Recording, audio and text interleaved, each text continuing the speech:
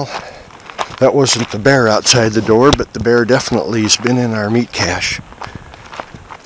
Trashed it, drug the horns off the bank, and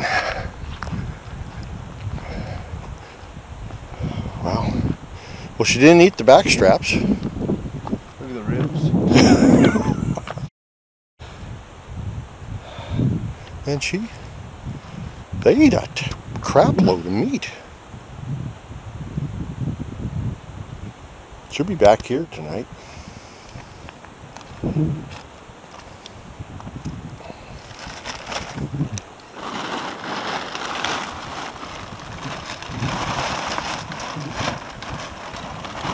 Wow. Take pictures of this. Yeah. Yeah. Yeah. We're even getting meat to haul out. I think I might try some backstrap tonight. Damn. You sleep through that. Oh, I bet they just rolled in here and pretty quiet. Well, the little farts. Yeah. So there's 3 game bags gone somewhere.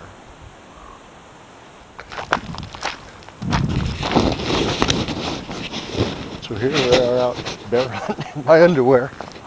Anyway, not bear hunting.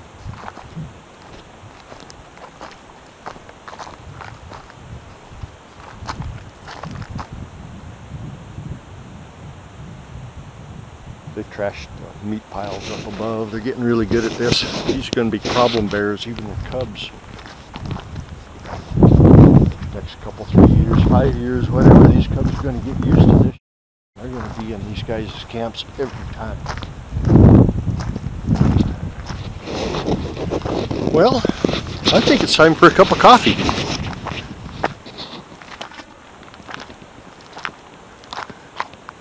Those guys lost four whole caribou. We lost a caribou. Those guys lost a caribou. The 6 caribou that disappeared out of here. The other guys flew theirs out or they lost theirs. Yeah. Yeah. Poop. Maybe which way they drug them.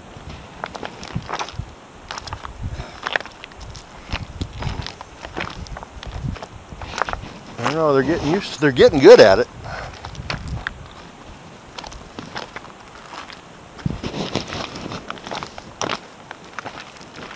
As long as they leave my raft alone.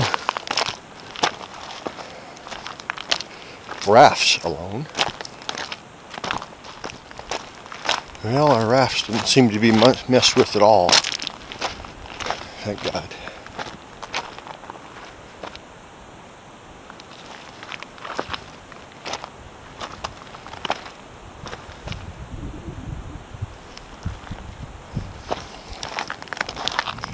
Well, sugar shit. Time for a cup of coffee, I'm thinking.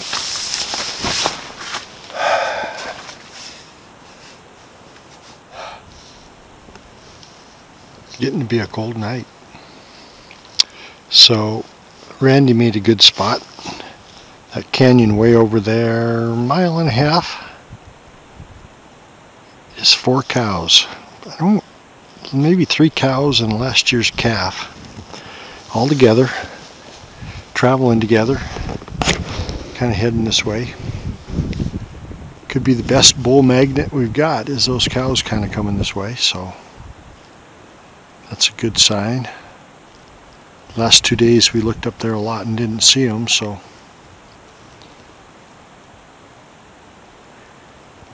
not as many caribou. We had 1 herd cross the runway. There's the tent. But just below us, they just keep coming. 10 to 30 to 40 in a herd down there. That big white down there is actually a glacier. It's surprising. It's just the river builds up so deep it just freezes. They've been crossing that.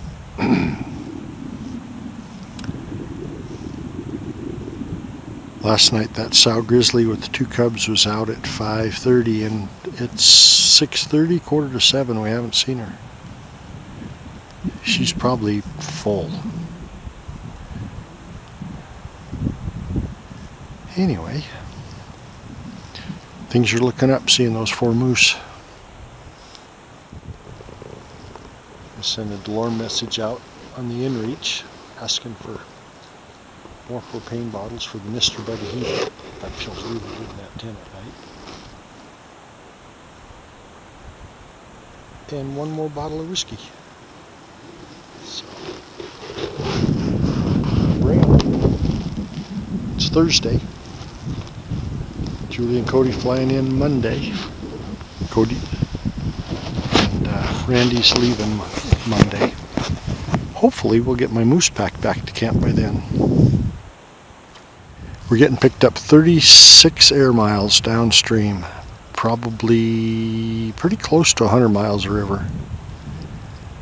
Minimum for 3 days to float it.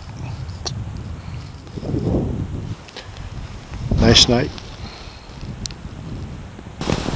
Anyway, we're standing here and a whole bunch of bull caribou just come up behind us. I think they just smelled us, actually, is what happened. That lead one hit our scent. Away they went when they hit our scent. That's good. Then they come back.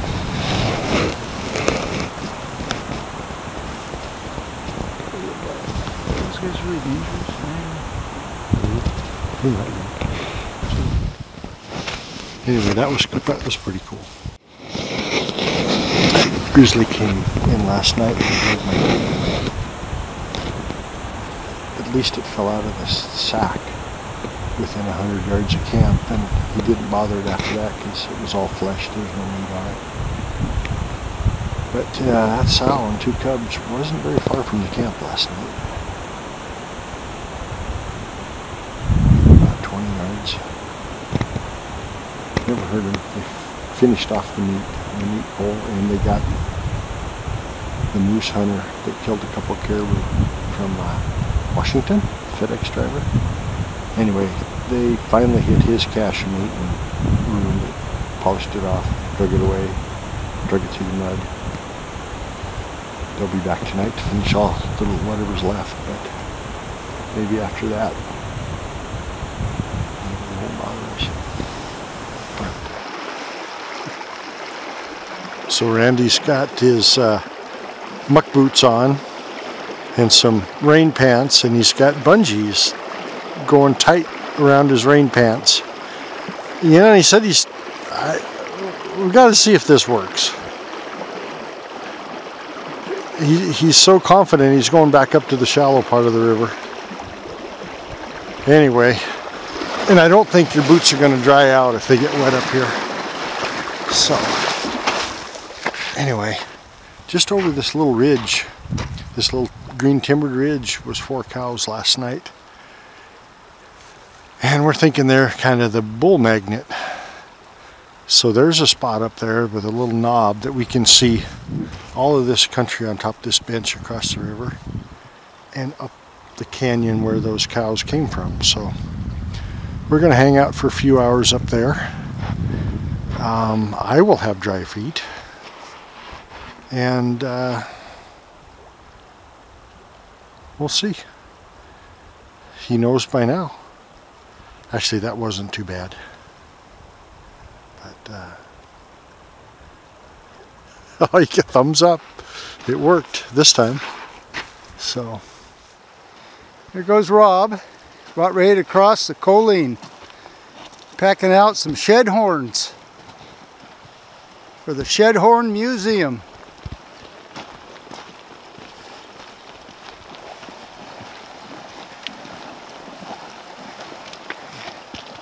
Give us a little wave there, bud.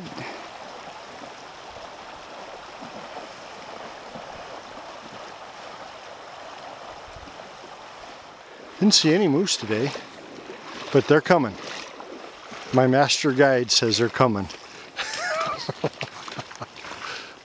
Elite master guide. Elite, yeah.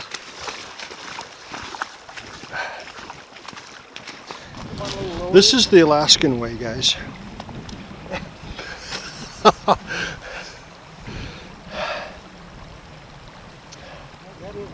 Yeah. He doesn't have any circulation in his feet, but you know he's dry. I put him down lower this time, and it. Yeah.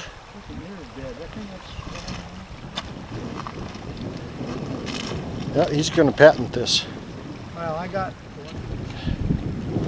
This rifle's kind of the Alaskan way too. Look at this thing. It's the second stock he's had on it. It's a beaut, isn't it? You bought it in what year? 68. It's a 300 Winchester Magnum, bought in 1968. 700 Remington.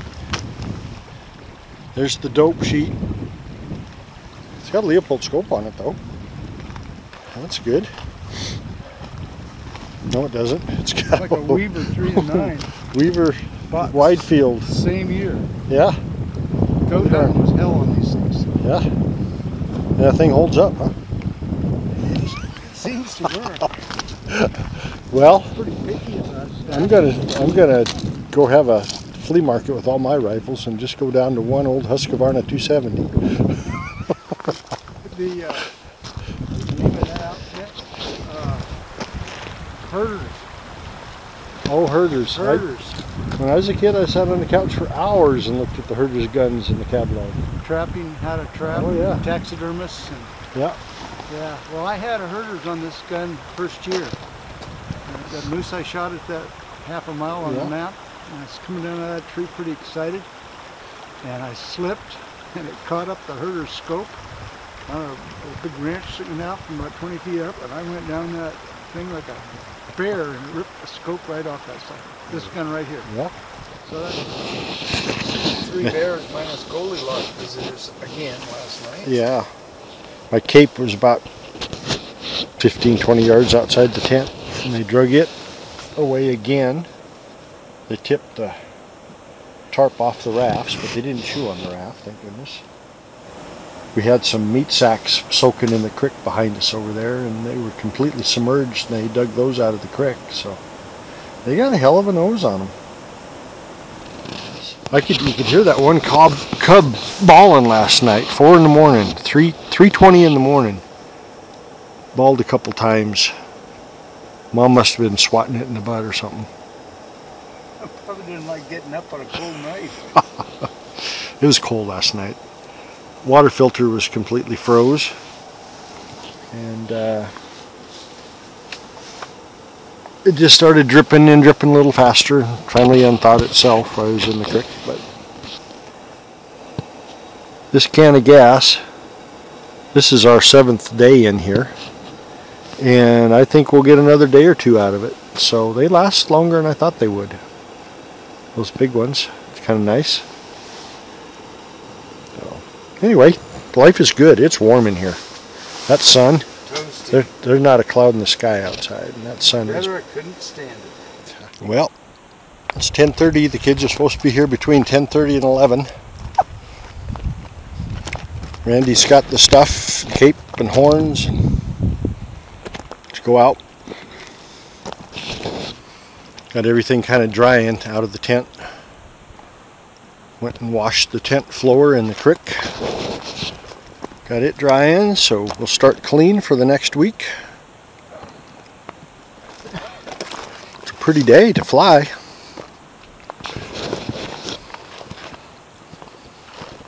This is 2 in a row. Well, here comes the beaver. Julie and Cody. Low and slow. That's pretty awesome.